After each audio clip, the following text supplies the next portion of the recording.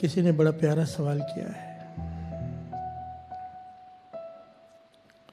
सवाल है कि आप कहते हो कि बैठकर दोपहर को 3 बजे सारे काम छोड़कर श्री सुखमनी साहब जी का पाठ सुन लिया करो, कर लिया करो।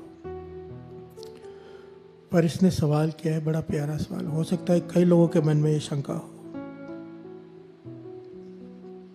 कि हमें पंजाबी नहीं आती, हम पंजाबी नहीं हैं, हमें गुरुमुखी भी नहीं आती, हमें सुखमनी साहब जी का पाठ समझ में भी नहीं आता, पर क्योंकि आप कहते हैं हम बैठकर सुनते हैं, क्या हमें फल मिलेगा पाठ सुनने का?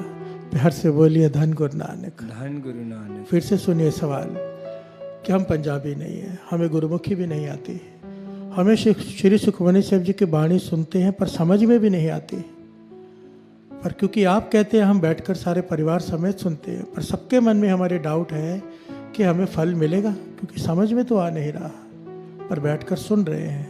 प्यार से बोलिए धन गुरु नानक, धन गुरु नानक।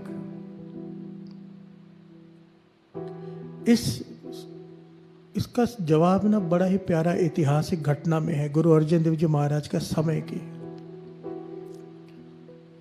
5वें गुरु नानक गुरु अर्जन देव जी महाराज के समय की घटना। जहांगीर बादशाह का एक बड़ा ही खास एहलकार हुआ है, वजीर खान।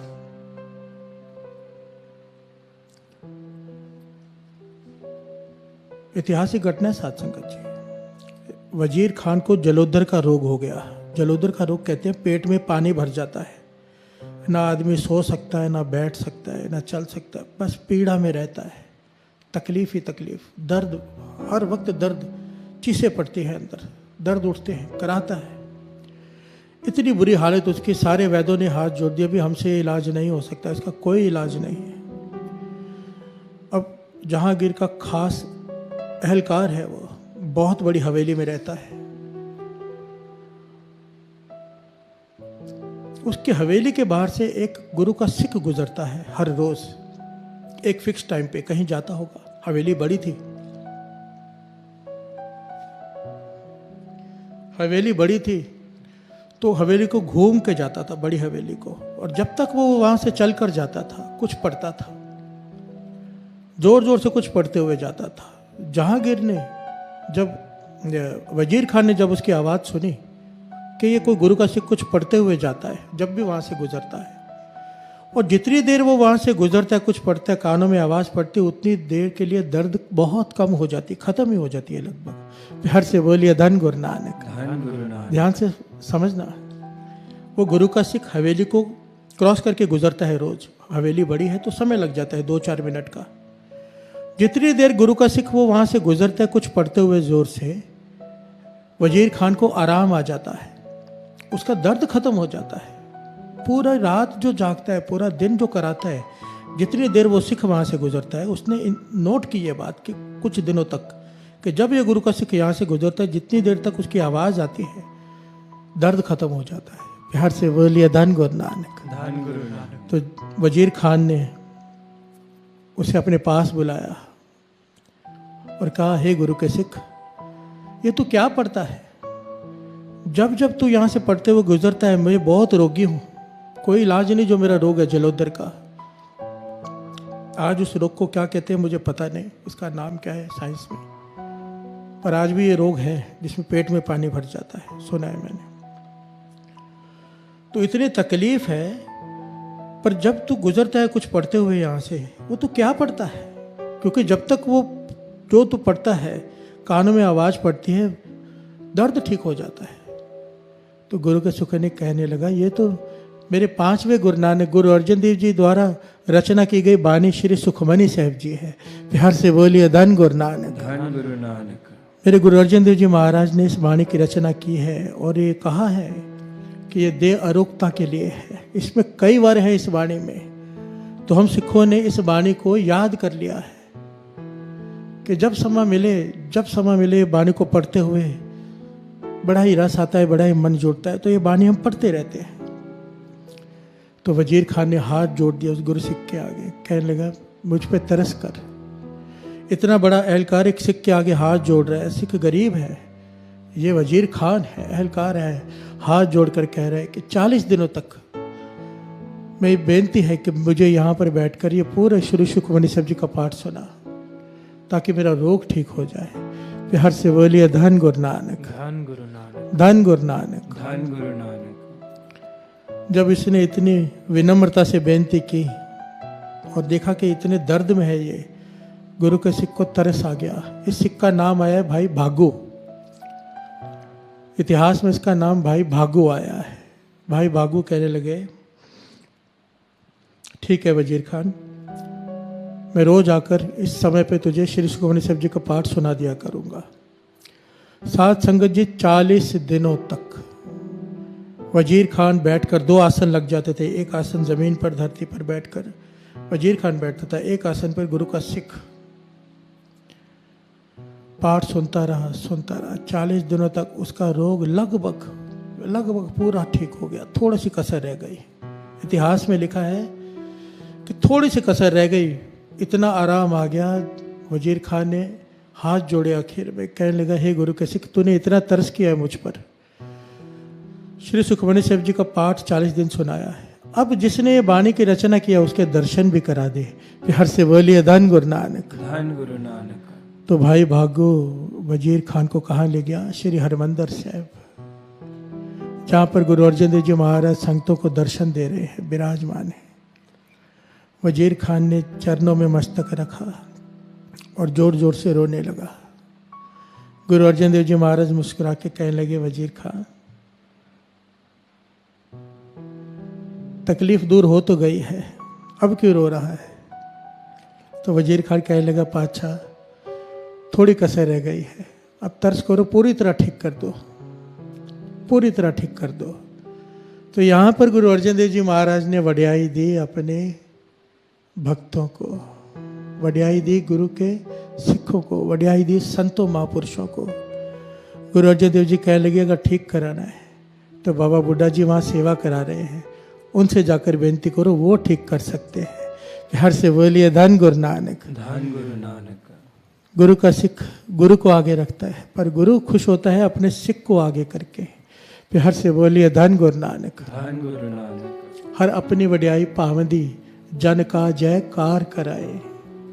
प्यार से बोलिए धन गुरु नानक, धन गुरु नानक। वजीर खां जहाँ बाबा बुड्ढा जी सेवा करवा रहे थे वहाँ चला गया और हाथ जोड़कर बेनती की कि गुरु अर्जन देव जी महाराज ने भेजा है, मेरा जलोदर का रोग है, तो कसर रह गई है, ठीक कर दो, बहुत तकलीफ में हो।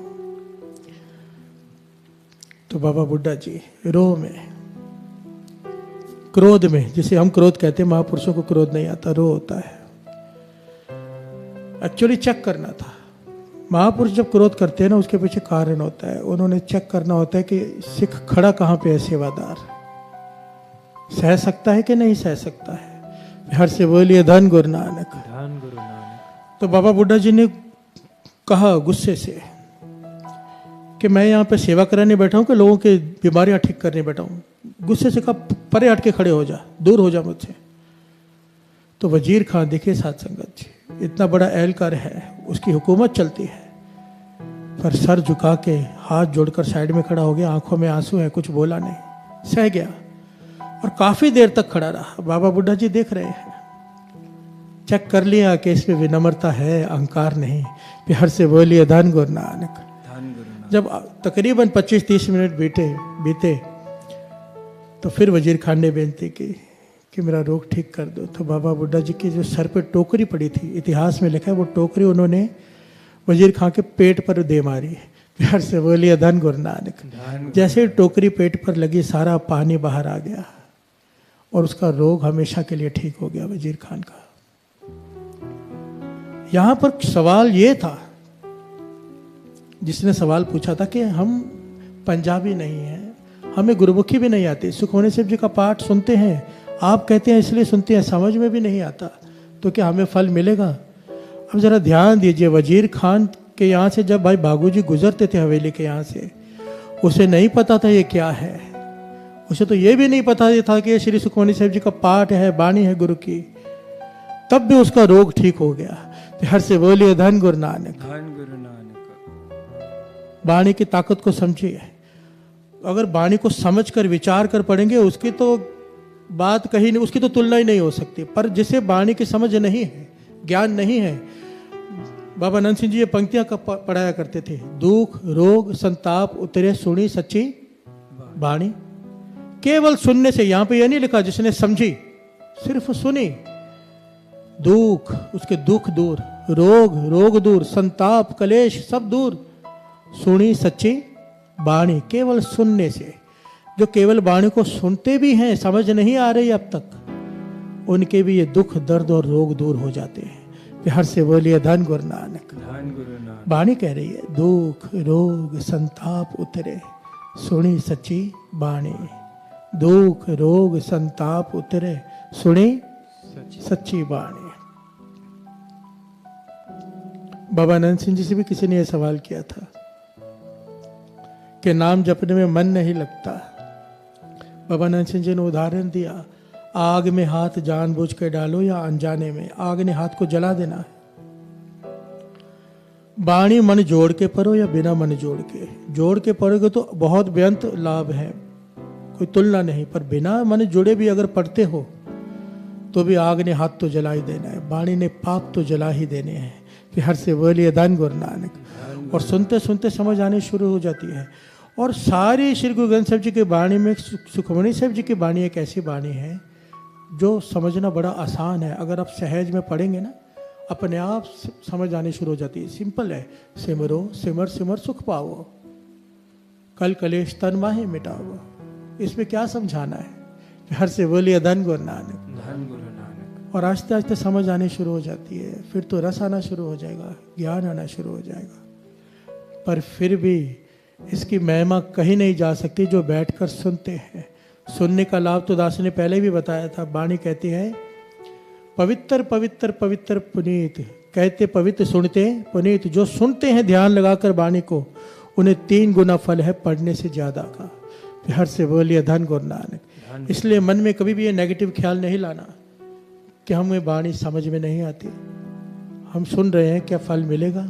एक तिल नहीं पन्ने काल है। एक पंक्ति भी सुनी हुई व्यर्थ नहीं जा सकती। एक पंक्ति, किनका एक जिसे जी बसावे, ताकि महिमा गनी ना आवे। किनका एक जिसे जी बसावे, ताकि महिमा गनी ना आवे। एक घटना याद आ गई।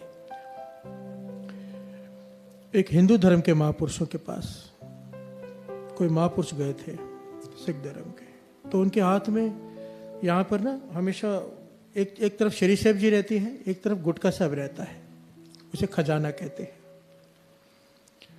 तो उन्होंने कहा ये क्या है? कहने लगे ये गुटका साहब है, श्री सुखमणि साहब जी के बाणी और नित्यनेम साहब का गुटका। तो कहने लगे दर्शन करा दो। तो उन्होंने श्री सुखमणि से हाथ धोए, श्री सुखमणि साहब जी का गुटका पकड़ा और खोला ऐसे, और कहने लगे ये क्या लिखा हुआ है? पंजाबी में था। तो उन्होंने पढ़ के बताया, क्या पंक्तियाँ थी? साथ ना चाले बिन भजन बिखिया सगली छार। उन्होंने कहा बंद कर दो इसे।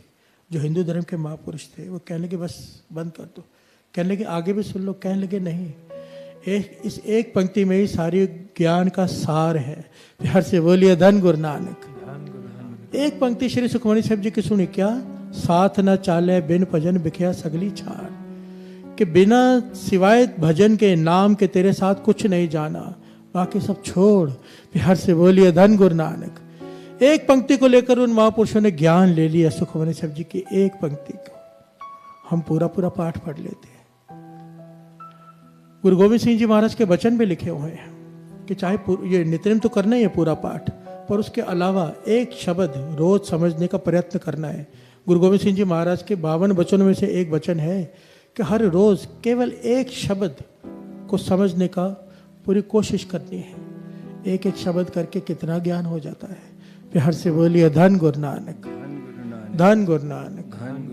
किनका एक जिस जी बसावे, ताकि महिमा गनी ना आवे। दुख रोग संताप उतरे, सुनी सच्ची बाणी। गुरु नानक मेहर करे, गुरु नानक मेहर करे। ये वाणी जो पढ़ रही है, जो सारी संगत मिलकर श्री सुखमणि साहब जी का पाठ कर रही है दोपहर को, उनके एक एक चरणों में मेरा सर, एक एक के चरणों में क्योंकि धन है वो संगत है जो सब मिलकर श्री सुखमनी साहब जी का पाठ कर रहे हैं।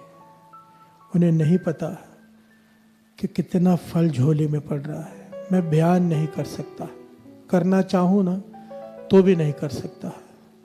गुरु मेहर करे, ये सेवा चलती रहे, गुरु हमसे लेता रहे और आप सारी संगत इसका लाभ उठाते रहो और आप ये सेवा आगे भी करते रहो, दूसरों को भी जोड़ो। उन्हें भी बोलो कि ये समय सब छोड़कर श्री सुखमनी साहब जी के वाणी मूल मंत्र के जाप में बैठ जाया करें। गुरु नानक मेहर करे, इतनी सेवा परवान करना। वाहे गुरु जी का खालसा, वाहे गुरु जी की फतेह।